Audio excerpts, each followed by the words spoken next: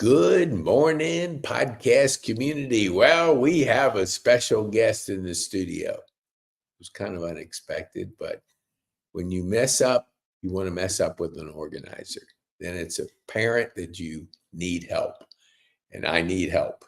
So, Laurie, thank you so much for fighting the traffic and getting over here and let me know that you were on the schedule this morning. So, Glad to be here. Oh, yes. Well, tell our viewers who you are, what you do, and who you serve. I am Laurie Lindberg, and my company is Delightfully Decluttered, and I own that. I'm a one-woman show right now, and I organize and declutter for families, for seniors, for anybody who's looking to downsize, that kind of thing. Yes, that's, the word declutter is, I think, used in the wrong sequence, because a lot of people say, I'm going to get organized, and they organize their junk and they don't get rid of anything. So when my friend published the book Declutter, and there's some other words there, but the first word was declutter, and he said the first thing you got to do is declutter. Absolutely. Because we have people moving from a big house, whatever, and they're wanting to be near grandkids or kids or family, and they have a house and they're moving into an apartment. Now, I don't know, our viewers will be aware of this, but a house doesn't fit in an apartment. Correct. So you have to declutter.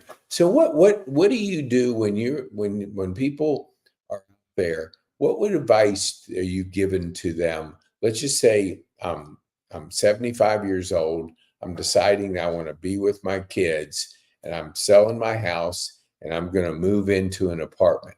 What would be the process that you would help them through to get prepared to be, moving into an apartment? Well, I'm actually going through this right now with my own mother, who is 81, and she has a big 2-story home, and she's starting the contemplative process about moving to a 55 and older community. Mm-hmm. And so I'm encouraging her, as I do with all my clients, that, like you mentioned before, you can't fit a home into an apartment or a cottage or, something much smaller. Mm-hmm. So the very first thing you have to do is declutter, and that's some tough decisions. And so a lot of my job is actually helping people through that decision-making process. They have to, we place a lot of value on our things. Mm-hmm. And so it's real hard to let go of that particular thing. And especially when you have lots and lots of those things around your home, it's sometimes easier to part with a couch or a microwave or something like that. But we want to hold on to every single picture on our walls and every single memory that our children created in elementary school. And I can't tell you how many times I come across their children's report cards from eons ago. And those are the kinds of things that, those are tougher to make decisions about, but they can't come with you necessarily. And then a lot of people say, oh, well, I'll go get a storage unit. And that just crushes my soul. Yes. Storage units it's evident how much we love our stuff by the number of storage units that are out and about. And that is not the answer, because what you're doing is moving what is going to become a problem to a bigger problem in that storage unit. Because if you're not going to deal with it in your home and you move it to a storage unit, the storage unit still has to be dealt with. Mm-hmm. And so you're just delaying that. And I'm not a fan of that at all. So I definitely want to have my clients go through their items, and it's a painstaking process, and it does take quite a while. It's not something to be rushed. I can't say, okay, well, in 4 hours, we're going to eliminate all of your clutter and we're going to get you packed up and moved out. That is never going to happen. It's definitely a lengthy process. Mm-hmm. And they need to sometimes touch and hold an item and really process it. Sometimes we can set it aside and come back to that a little bit later. Mm-hmm. And, an hour later, even sometimes your thought process changes. You realize how much more you've gotten rid of. So to come back to that, you're like, well, maybe it's not as big a deal as I thought. Mm-hmm. And sometimes it is a big deal, and we'll keep that item. So I'm not one to come into someone's home and say, well, you have to get rid of this, this, and this. That has to go. And a lot of times I think people feel that way with organizers. They think they're going to come in and tell you what you have to get rid of, particularly clients that are downsizing, that are leaving their home they've been in for 30 or 40 years and moving to a smaller space. I think they're afraid to hire someone because they think that they're going to be told what they have to get rid of. And you can only fit these few things into your new place. And that is absolutely not the case with me. I will go in, and I always say half my job is psychology and therapy, and, counseling people through what they need to get rid of. And usually I'm successful. Not always. Some people are just not going to get rid of their things, and it's just not the right time for them. So we have to part ways, and come back and revisit that later. But initially, it's the first thing that I'll do is come in and we declutter, because like you had mentioned, you cannot organize what is not decluttered. So that's the very first thing that we'll do is make decisions. And again, they make the decisions. I just coach them through it. Yeah, it's funny because back a buddy of mine was moving out of state, and he asked me to come help him. And I was, what you said, I was the psychiatrist or whatever you want to call it. And he was going through his stuff, and he's like, he has a book, and this is like a book of no significance, but it's a book with information. He goes, I think I'll keep that. I go, why? I might need the information. I said, have you ever heard of Google? And so we were having fun going back and forth, because people on their own will justify things. Like, I got to have that magazine. Why? I don't know. There's an article in there. I want you to, so it's like, you do have to be kind of the mental person, just walking them through and just asking the questions, because you're not trying to tell them what is valuable to them, but you're giving them something to think about. Exactly. And I think that's the cool thing is, and you mentioned storage units. I have some friends, Craig and Stacy, they've made a living off of storage units. So, they don't mind the delayed, because Barbara Hemphill told me, like, declutter is like delayed decisions. Yeah. So if you have to make your decisions, you can't say, well, let me put it in a storage unit, and I'll decide whenever. Whenever just costs you money, because you pay every month. These storage units are saying, hey, come on, bring your clutter. Exactly. Just give us your check and we're fine. Kind of like gym memberships. Yes, that's right. Sign up and then they hope you I know. I have another buddy. He's 8 years into his storage unit when they moved. And, he's not good at releasing things.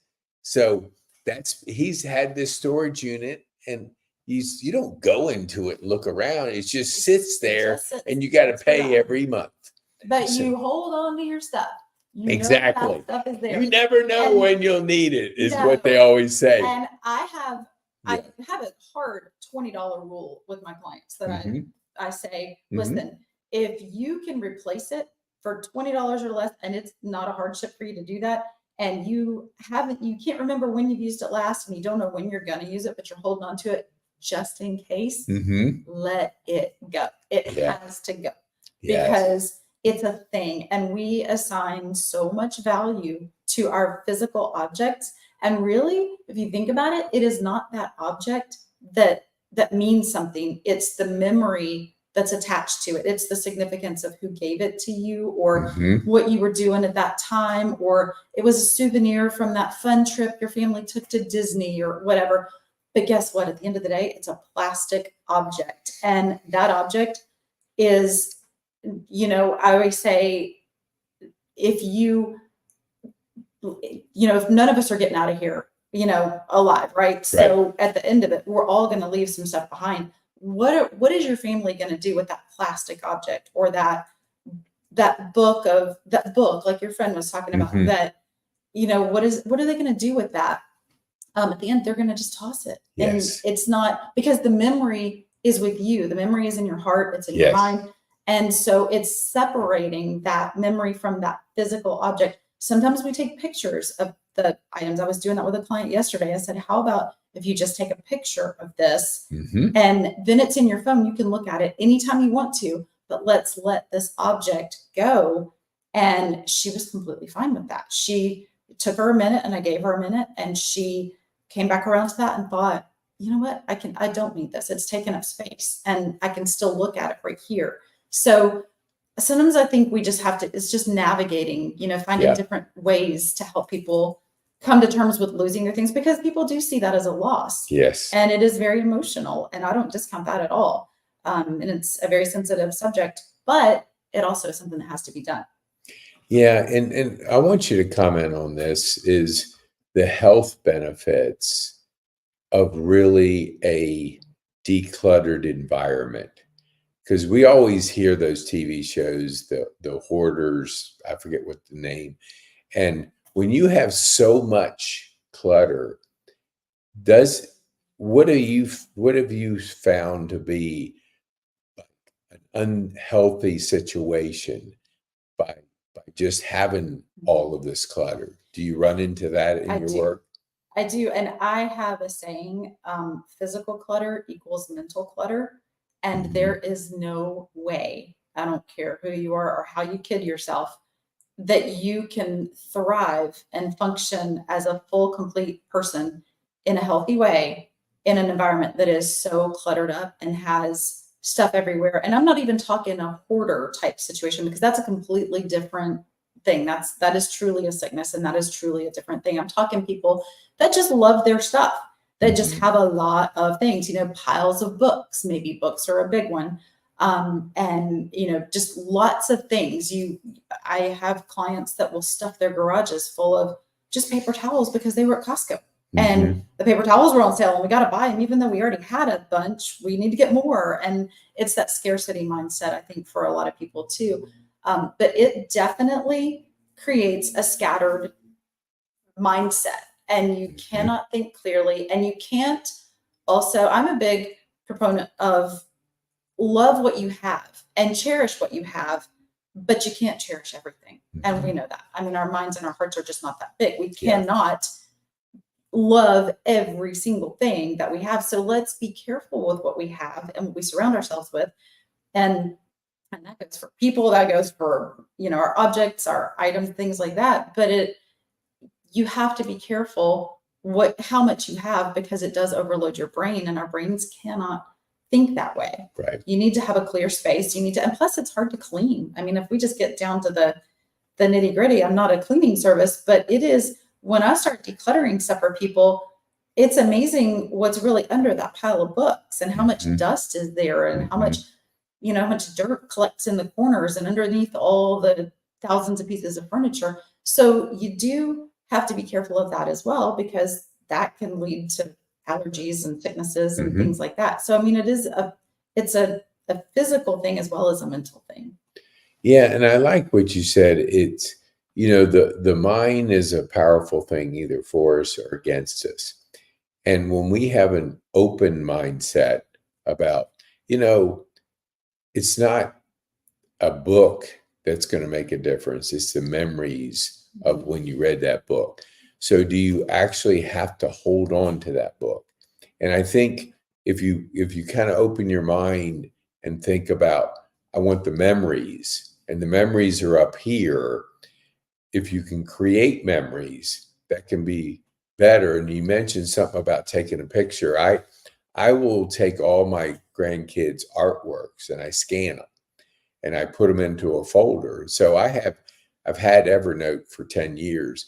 Well, I have 26,000 notes in Evernote. Wow. So you talk about digital clutter, that is digital clutter. Because Evernote, I switched to Apple Notes here about a year ago, and now I have it searchable with hashtags and all. So I can find things quickly, but I couldn't find things quickly with Evernote, because until maybe they've gotten better, it wasn't good. I wasn't putting tags on things. I was just putting it in there so I would remember. And I actually took last week artwork from my grandkids, and I had taken it from Evernote.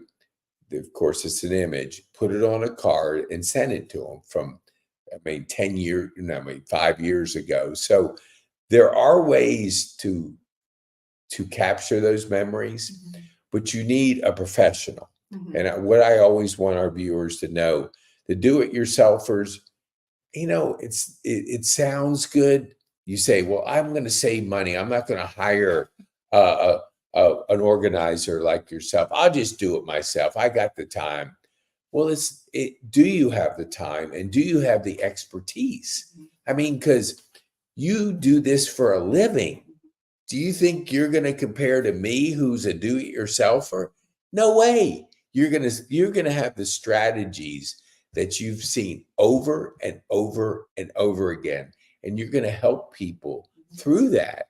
And to pay, we were just at Rotary, and I was talking to Kimberly, and we talked about flow. It's like the flow of money.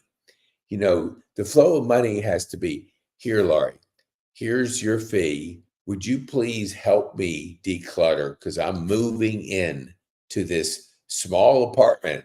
I have no earthly idea what I'm doing. And I've seen, it's funny, I watch the movers.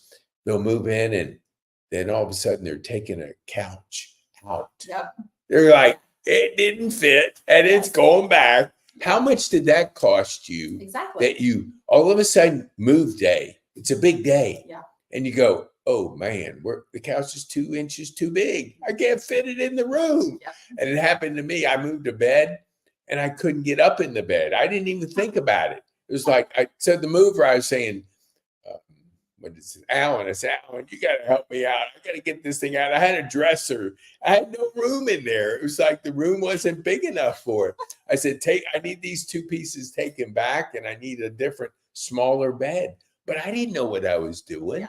It was like, and you know how stressful moves can be. Yes. So, you're beat, you're tired, and all of a sudden you go, oh no, I got the wrong bed in here. I can't even get up in it. Yeah. So, I mean, hire a professional. So if I would have taken my advice I'm telling my viewers, I would have saved probably so much aggravation from, moving again. He had to schedule another trip. He had to come over here, pick it up, drag it down 4 flights of steps, put it in the truck, go over, grab the right bed. All could have been avoided. Yep. If I had Laurie. Yes. So, I mean, measurement is key. Yeah, 2 inches does make a difference in a room. It really it's like, no, you can't saw off 2 inches off of a couch. Not if you want it to look good. So I want our viewers, please share this video with your friends that are in the moving. And even to the point, I'll see U-Haul trucks that obviously have been rented. And I see the young kids, like grandma will say, hey, grandson, what are you doing Saturday? Well, I don't know. What do you have in mind, grandma? I need to move. And they don't know how to move. Yeah. And they drop things. What are you going to say? Okay, you asked them to move. They're doing you a favor. And then they drop your big screen TV. Are you going to say, you owe me $500? No. You got to have professionals do it. Professionals move you. Professionals prepare you to move. I spent 16 hours of time with an organizer just for my cords. That's how OCD I am. 16 hours, 4 separate times, coming in, making sure all the cords, because I do know this. I don't want to be looking for a cord. Yeah. I value my time. So I want to know where things are and I want to make it functional. And so tell our viewers, like, I want you just to comment on mindset for just a minute.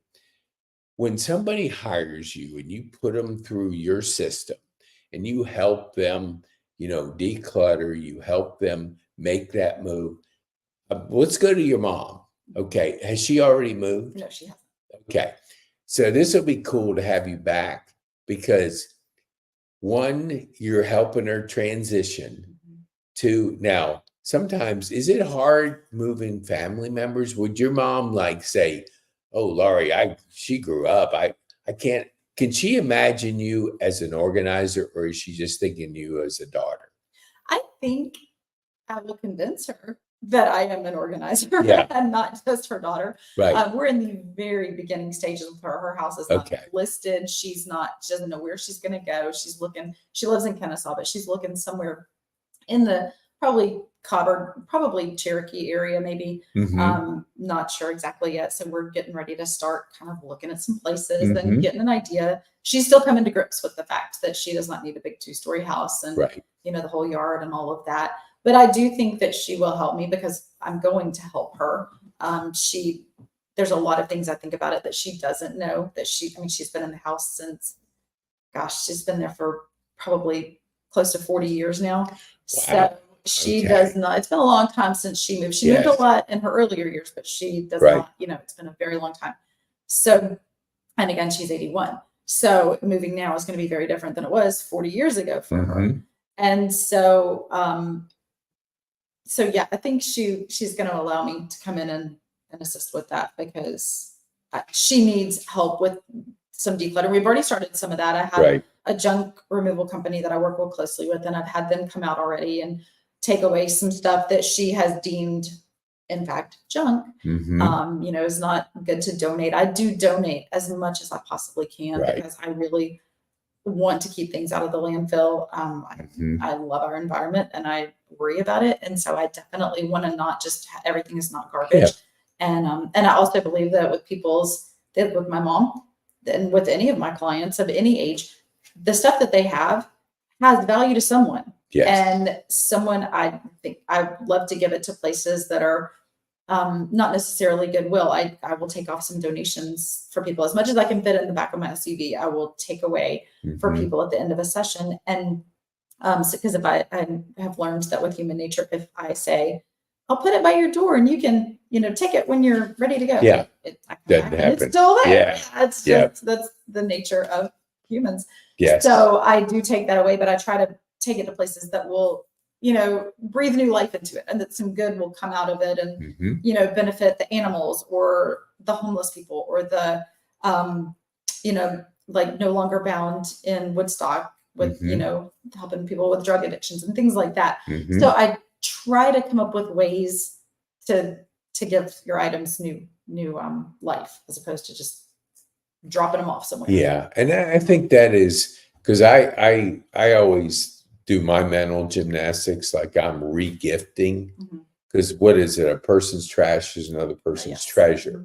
So when I'm thinking of things, I'm saying, there'll be somebody to really enjoy this. Because I've actually gone and I've gotten some cool things at Goodwill.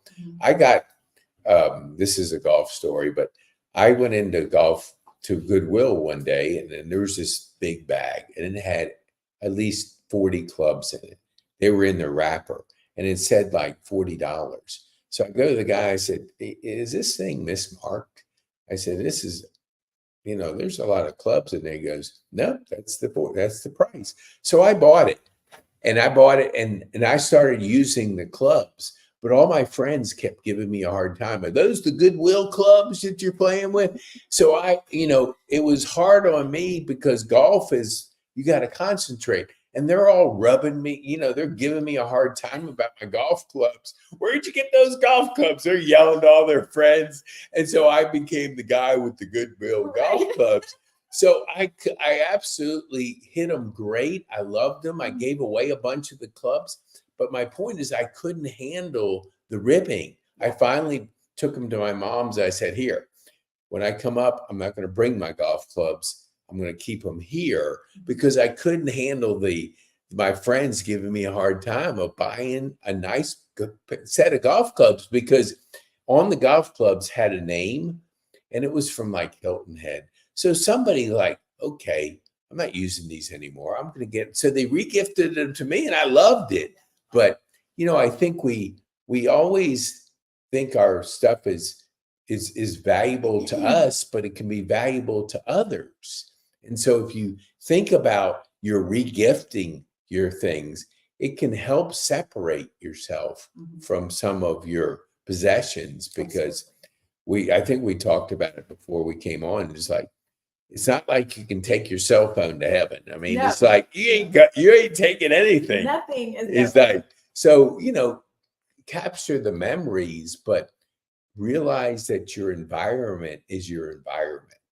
And Well, and I'll also say I have never had a client call me and say, I really regret giving that X item away. I really wish that I still had it. right. No one does that, because at the end of it, when it's gone from your home and you Yes. look around and you see how much less you have and how much more space you have and how much cleaner it is, every single person that I've ever worked with feels so much better about the space, and they just don't miss it. Yes. They don't miss it. And it can be as simple as a water bottle. I've got a client, I'm dealing with that now. She's got more Yetis and stainless steel water bottles than, I mean, you could probably give them to an army and Yeah. she'd still have an excess, but she doesn't want to let go of them. Yeah. And so it's the simplest thing sometimes that people struggle with and trip up on. But my philosophy is organization for real life. That's kind of my slogan. And that's kind of what I go by with my clients, is organization for real life. So your real life is not this picture perfect staged home. And I think a lot of times people have that misconception about organizers too, that I'm going to come in and color code your closet and make everything in perfect acrylic bins and, looking like the rainbow and all of that. And I can, but I'm not probably going to, unless you specifically ask for that. And then I'm probably going to try to talk you out of it a little bit, just because it's hard to maintain. Right. An older person may have more time to actually color code their closet than, a mom with 4 kids. She's probably not going to hang all her kids' clothes in, color coded order. But if that's what you want, that's what I'll do. But you touched on, functional living. And that is really what I strive to do, is make people's homes very functional for them. And where if you're looking for an item, is it where you expect to find it? Where would you expect to find this particular item? And I may, something that's random, I may hold it up and say, where would you expect to find this? Is it a bedroom thing? Is it a nightstand thing? Is it under your bathroom sink? Is it under your kitchen sink? And where they would expect in their lives, that's where I'm going to put it, because it's functional for them. So I want them and everything will be neat and tidy, and your clothes will be very organized in your closet. They may not be color coded unless you want that. Mine actually are in my closet at home. I do, because I like that. But I also have my short sleeves different from my long sleeves, and my dresses are different than my pants, and everything isn't just shoved in there. So that way I know if I need to wear a dress today, I can go pull it out. And so that works for me. That's functional in my closet, but it may be different in your closet. So those are just the things that I like to talk through with my clients, and it just makes it easier. And it makes for a more seamless life, as seamless as we can be here on Earth. Yeah. And, I love that you shared with our viewers that your mom's 81. She's going through that transition, that, from house to an independent living facility. We would love to have you back, because here's what I'm thinking is the questions that your mom and the situations that your mom's going to go through is exactly what a lot of our residents have gone through. They, it seems like that's the time, maybe 75 to 80, and that we say, okay, it's time for a different stage of our life. And a lot of them move from Florida, they move from different areas to be near kids and grandkids. Or they just say, do I need a 2-story, which going up and down, and do I need the maintenance of it? Do I need to be repairing the roof? Do I need to be cutting the grass? And the answers are no, you don't. You want to have the quality of life. And when people move in here, it's because of the relationships. And I'm going to mention Bartina's name on here, because she, moving in here, it's like when she commented, when she came in, people are playing cards, they're hanging out, they're doing things, they're actively having fun together. And if you're alone in your house, you have to intentionally invite people over. Right. And so here, I just walk downstairs and you got people hanging it, like you saw at breakfast. Bill, Gail, Frank, and Asunta are just having breakfast. And that's not even our normal day. Monday, Wednesday, and Friday. But people just like to have connections with other people. They want relationships. They want to be, the mind needs to be challenged. Like Scrabble on a, today's Thursday, on a Wednesday night. Yeah, we had two Scrabblers. I won't mention their names because I don't have permission for the other one. But there was two people, they were just hanging out playing Scrabble. And one of the ladies is in her 90s. She's as sharp as you'll never believe, because she's always using this. She's always, playing the mental part of games that keeps your mind sharp, and she's engaging with people. So that's because the worst thing we find, I know I'm on a little soapbox here or whatever, is being isolated, because isolation is the first sign of how your health will decline. Absolutely. It's like, we need people. Yes. We need to talk to people. Community. Yes. It's just so, my mom's 94. She's lost her bridge players. She's lost her bongo players. She's lost her lunch partners. So, when you get that age, you don't necessarily intentionally start building relationships in a home. You can't say, hey, Susie, why don't you come over here? I don't know you. It's just not common. Mm-hmm. But if you're in a community, there's bingo here every Thursday, every Saturday, and there's usually 15 to 35 people playing. So if you move in and you don't know anybody, go to bingo and meet some people. Yep. And now Bartina, I don't have my name tag on. She got us name tags. So big letters.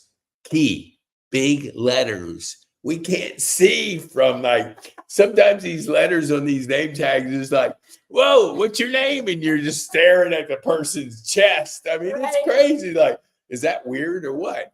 But big letters, I can see from across the room who the person is. So these are the little things that make a big difference in the quality of life community with our seniors. And so, okay, we were well overdue. Let me wind it down. Okay, I want our viewers, before Laurie is going to give you her information, I want you to think of a person that's in a transition stage. She's 81 years old, and she's thinking about moving, like Laurie's mom, and she has a lot of decisions to make, because where are you going to move? Where, just all kinds. The cluttering factor, just what are you going to take with you? And you want to have professionals to help you out. So Laurie, tell us where people can get a hold of you. You can find me at www.delightfullydecluttered.com. And the name of my company, again, is Delightfully Decluttered. And I do try to make it a delightful experience for you. My phone number is 770-490-7402. And you can also find me on Google, Facebook, and Instagram. Awesome.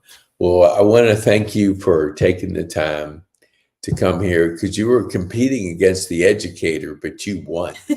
He was not on the podcast at 9 o'clock. Yes. And thanks for Bartina in the last minute for coming in. Like, hey, we do have somebody here on Thursday. So what would be the one thing that you would want our viewers to take home from our time on the podcast that you could share with them? I think what I said before about physical clutter equals mental clutter. That is something to think about today. Contemplate that. Take a look around you and look at everything that's in front of you and decide, is it really benefiting your life? Do you need that to survive? If your home was on fire, what would be, if you could grab an armful of things and get out the door, what would you take? Those are the things that are near and dear that we would never suggest you get rid of. But most of the rest of that, you can replace a remote control. You can replace, your drinking cups. You can, things like that. So really take note of what is in your environment and evaluate what it means to you, what it means to your heart, what it means to your life, and maybe let go of 2 or 3 things today. Try to just start a pile, things to get rid of. I love that. Yeah. Little baby steps go a long way. Oh, yes. It's just getting started is the toughest thing. And that Mhm. little baby step of making that decision that this is not as important as maybe I thought was before I gave it that thought. Mhm. So, Laurie, thank you so much for being here. And I'm putting you on the spot too. Would you come back? I And would be come with- back. Yes, because we want to hear about your journey with your mama. Yes. And just, what are the challenges that she's facing as she's, moving to a different chapter of living space, and what's that like, so our viewers can benefit by, you taking your mom through this. Absolutely. Yeah. Awesome. Thank you so much for having me. Oh, you are most welcome, even though you weren't booked on the calendar. But I got it anyway. I know. Oh, I love it. All right. Thank you, Laurie.